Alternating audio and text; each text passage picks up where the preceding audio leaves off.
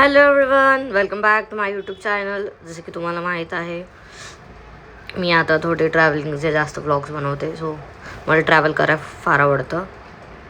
तर मी गेले होते धोम धरण. हे महाराष्ट्रातील सातारा जिल्ह्यातील वाई तालुक्यातील कृष्णा नदीवर बांधलेले एक प्रमुख आणि अत्यंत देखणीय धरण आहे. या निसर्ग आणि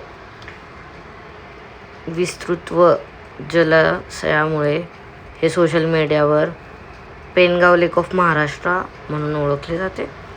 हे धरण कृष्णा नदीवर वाई शहरापासून सुमारे 9 किमी अंतरावर आहे. 1967 हे धरण बांधलं होतं आणि 1977च्या सुमारात हे सुरू झालं होतं.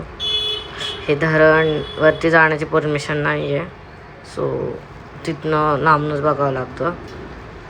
तिथे धरणाचं हे पाणी होतं. इथे तुम्ही वॉटर ॲक्टिव्हिटीज करू शकता, कॅम्पिंग पण करता येतं आणि you can stay there also. तिथे बॉलिवूडचे मूवीज वगैरेचं पण शूटिंग झालं आहे, सिंगम आणि दबंगचं. सो धरणाचे धोम इतिहास महादेवाचे मंदिर आहे. हे वाई साताऱ्याच्या जवळ आहे. हे मला असं वाटतं 120 किलोमीटर आहे पुण्यापासून आणि 20 किलोमीटर महाबळेश्वरपासून आहे. जवळच आहे आणि जाताच लागतं. हे सातारा डिस्ट्रिक्टमध्येच येतं. सो जर तुम्हाला विजिट करायचं असेल तर मॉर्निंग 7 to इव्हनिंग 7 हा त्याचा टायमिंग आहे.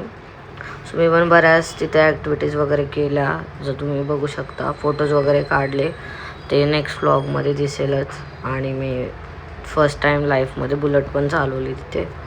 सो नेक्स्ट व्लॉगमध्ये तुम्हाला समथिंग न्यू काहीतरी दिसेल.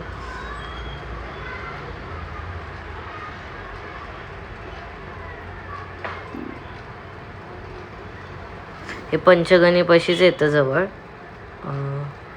सर तुम्हाला विजिट करायचे असेल तर तुम्ही जाऊ शकता. सातारा जिल्ह्यातील शेतीसाठी सचिव वाई, पंचगंगे आणि महाबळेश्वर परिसरात पिण्याच्या पाण्याचा पुरवठा करण्यात येतो. Thank you for watching. Keep subscribing. Thank you for your all love. Bye bye.